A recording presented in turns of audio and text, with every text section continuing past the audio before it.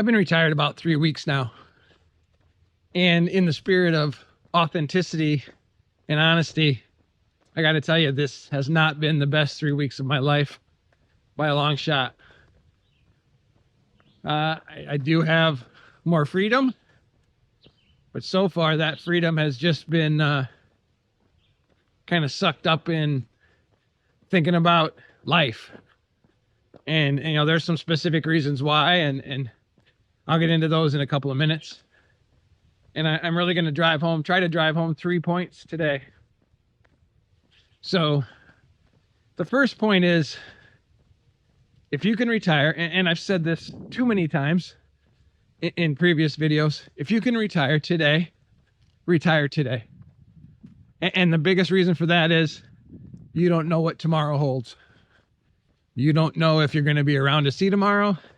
You don't know when you're going to get that bad diagnosis. You just don't know. You don't know when someone you love might be taken away from you. So this point, you know, so many people, they just have this idea that they can't retire. And I'm going to challenge you again. Know if you can't retire. Know if you can retire. You know, go out and find out what health insurance is going to cost you if you have to get health insurance without a job. Go out and have somebody help you or do it yourself. Crunch your numbers. Know if what you're bringing in versus what you need to bring in, how those compare in order to live the life that you want. Don't just make the assumption that you don't have enough or that health insurance is going to be too expensive. You know, just go find it out. Because I think if I'd have taken this advice, 5 years ago, I probably could have retired 5 years ago. I mean, I'm 59 and a half now, and I've been retired 3 weeks. I probably could have done it sooner. In a way, I'm sure God led me to not do that, because this last job that I have was the perfect job for me to leave and feel like I accomplished things during my working career. So it worked out for me. But the reason I say to do it as soon as you can closely relates to the next 2 points.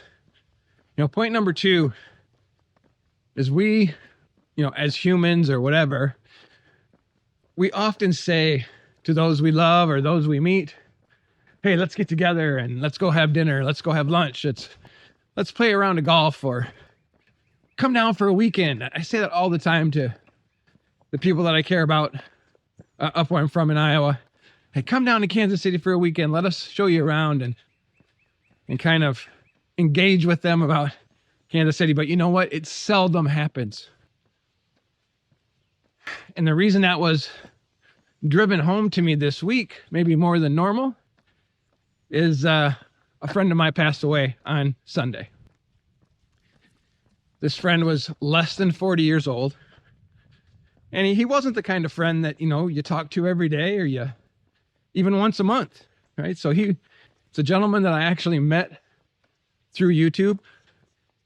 He had his own YouTube channel for a while, and he's since joined in with some others, but he did content for daily fantasy sports.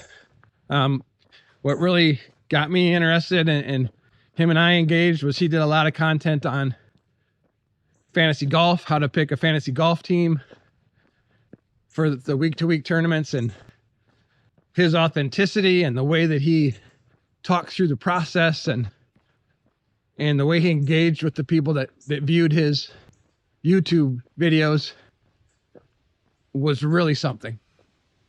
His name was James. He went by Degenerate75 on YouTube, and he was a great guy. He was from Oklahoma City, and I'm from Kansas City now, and my job took me to Oklahoma City a couple times a year. And for the last couple of years, every time I would go to Oklahoma City, I'd reach out to James and we'd get lunch.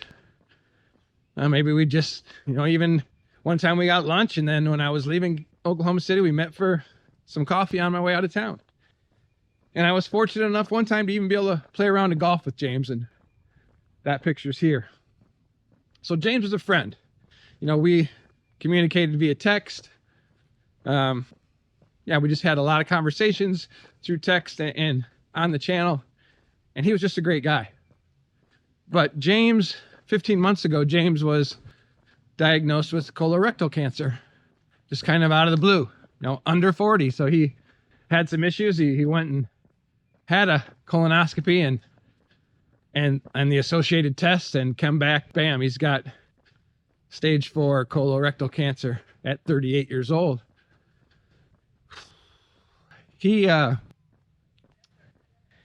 fought it really hard. He fought the good fight. He always had a great attitude about it. But it got him this last Sunday.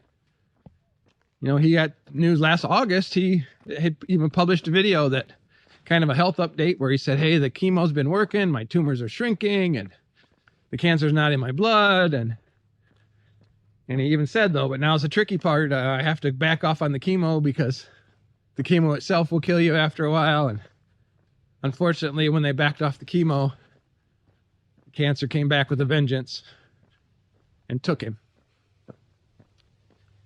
Now, as I said, I did make time to have some lunch with him, play some golf with him. But you know what? The last time I was in Oklahoma City, I think it was in January, February timeframe, I didn't make time.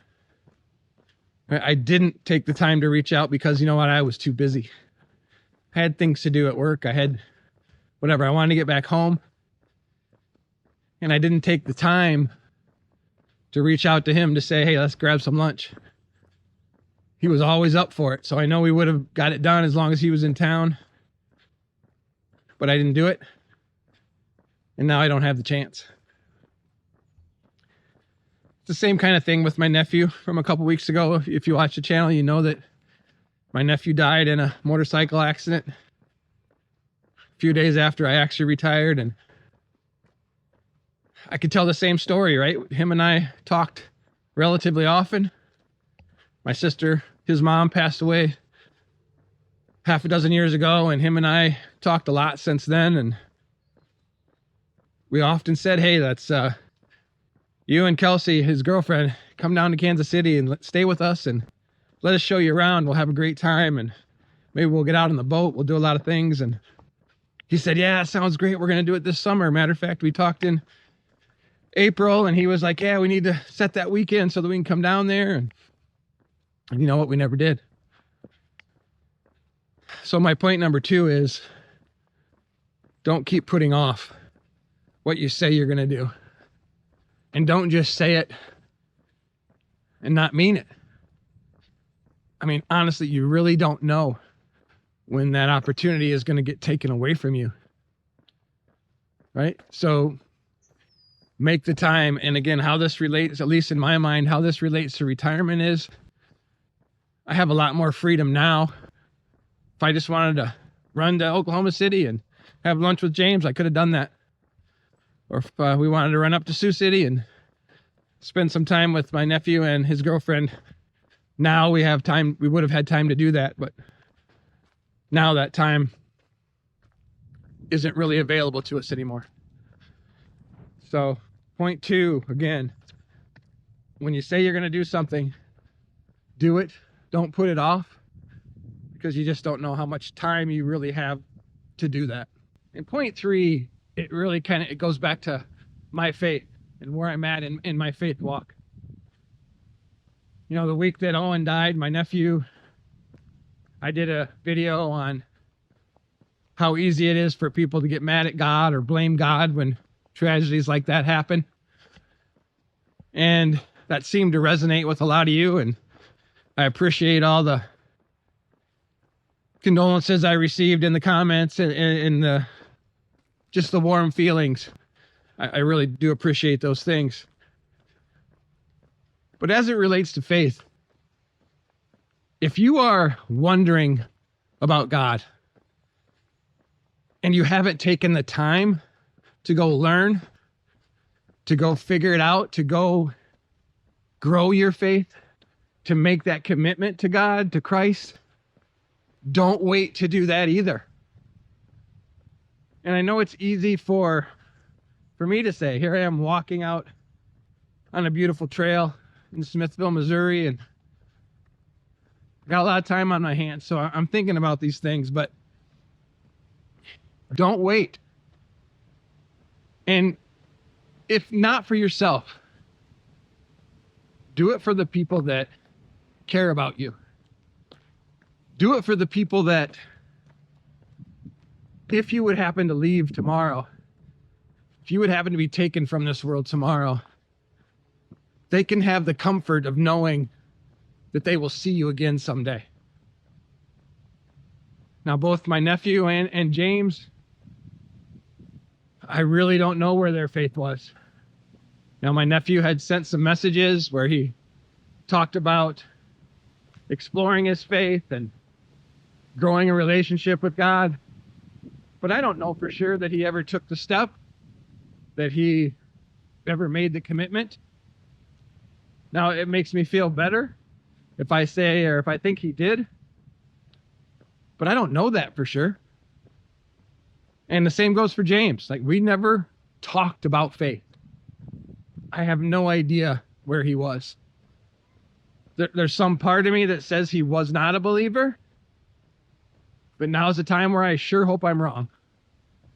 You know, because I'm going to hear his voice in my head whenever I set a golf or football lineup in fantasy sports going forward. And I so want to believe that someday I'll actually be able to talk to him again. So again, point 3, if you're wondering about faith, if you're questioning God, go find the answers. And then once you do, once you realize that God is out there and God loves you, profess your faith so that the people that love you, should you be taken from this earth early, the people that love you can take comfort in knowing they will see you again someday.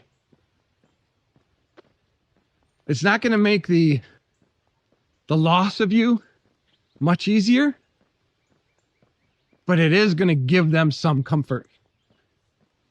It's going to allow them to walk with God and know that you are already there beside God, and they'll see you again someday. Yeah, so I guess that's what I have to say this week. Generally, our content's a little more lighthearted, a little bit more, tips maybe and tricks to a happy retirement. And I hope someday we'll get back to those. But you know what?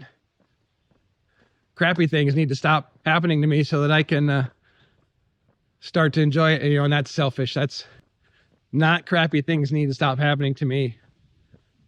But yeah, I mean, you guys know where I'm coming from. I want to start feeling the joy of retirement instead of kind of the pain of loss a little bit. Okay. So again, I hope you enjoy our content. I'm going to link to another lady here at the end who's killing her retirement and seems to be really enjoying it. I hope you all have a blessed day. Thanks for watching, and God bless.